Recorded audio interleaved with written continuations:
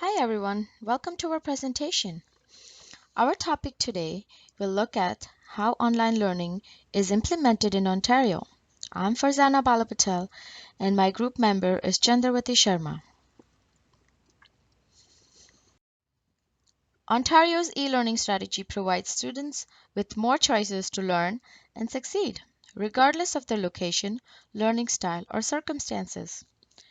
The Ministry of Ontario suggests that e-learning supports students' achievement by serving learners whose needs may be beyond what can be met in a regular classroom, including those who are on individualized education plans, attend small and rural schools with teachers who have fewer specialty qualification, or attend schools with lower enrollment, for those who may have timetable conflicts or are elite athlete, for students with phobias, extreme allergies, medical treatments, and are not able to attend school regularly. Here is a small survey on how students access technology in school today. In our research across Ontario, we obtained that blended learning is the predominant online learning model in Ontario's K-12 sector.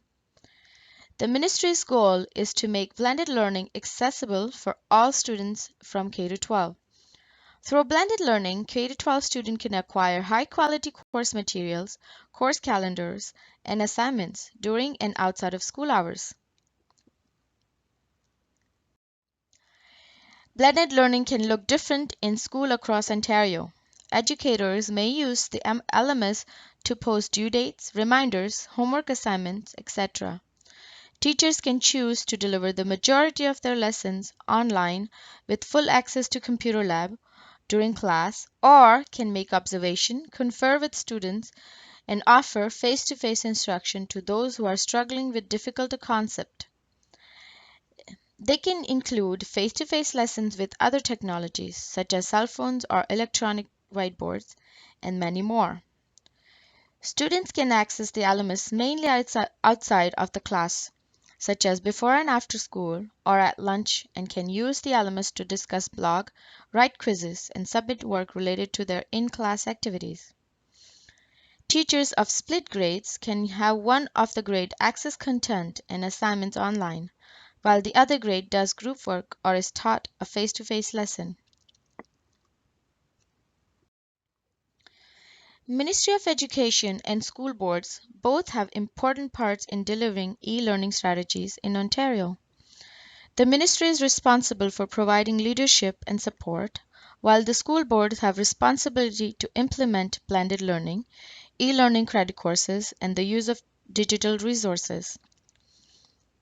Ministry of Education offers the following tools and resources at no cost to participating school boards. Ontario Educational Resource Bank, also known as OERB, provides teachers and students access to numerous digital resources for K-12. This includes teachers' shared lesson plan, videos, activities, etc. As mentioned earlier, blended learning combines face-to-face and e-learning using LMS. LMS supports the delivery of teacher-mediated online credit course from grades of 9 to 12. eCommunity Ontario. Through eCommunity Ontario, teachers can communicate and share effective practices with each other. Seat reservation system, also known as SRS, allows guidance counselor to help their students find online courses and address issues related to the course availability and timetable conflicts. Homework help. Ministry of Ontario also offers online homework help to students from grade of 7 to 12. Ontario's district school boards are responsible for delivering all the aspects of provincial e-learning strategies. They are to maintain registration and tracking of students, hiring of staff, and granting credits and monitor quality. Boards are to ensure that the courses and resources meet local needs as well as curriculum expectations from the policy document. The board also holds many technical responsibilities, such as facilitating the initial setup, managing courses, and user accounts. Following are some examples of responsibility of a principal. The principal has to ensure that the student's e-learning enrollment is recorded on appropriate funding register. He is to determine that students taking e-learning courses are not registered for the same with any other school boards or in face-to-face classes. He is to decide on which e-learning courses will be offered and make sure that faculty receives training for blended learning and monitor online behavior of teachers and students.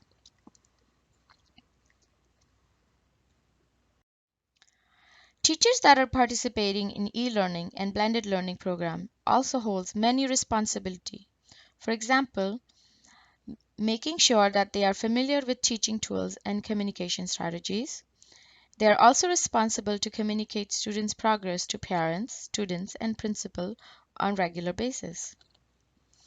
Student enrolled in blended learning and e-learning holds some responsibility as well, such as ensuring that they are following all the policies related to acceptable use, academic integrity, and student conduct. Further list of roles and responsibility of district school board, school principal, teachers, and students is listed on the Ministry of Education's e-learning website. We are now going to take a look at some support that is available to teachers, administrators, and students. Teachers have the opportunity to engage in various range of professional development such as face-to-face sessions, webinars, sandbox courses, etc. They can also find additional resources through eCommunities Ontario's website. Students are able to customize their learning plans to fit their educational goal and access course material at their own convenience. eLearning Ontario also offers many support to school boards, superintendents, principals, and administrators through Master User Agreement.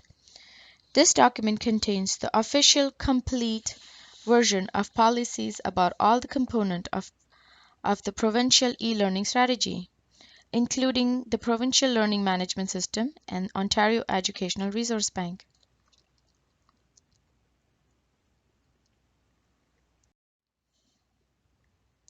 We are now going to discuss some key issues of online learning in this sector. Not a lot of research has been done in Canada in online learning for elementary and secondary schools. Long-term research is nearly impossible as there is always rapid changes in this area. For example, in BC, Ministry's policy for online learning changes from year to year.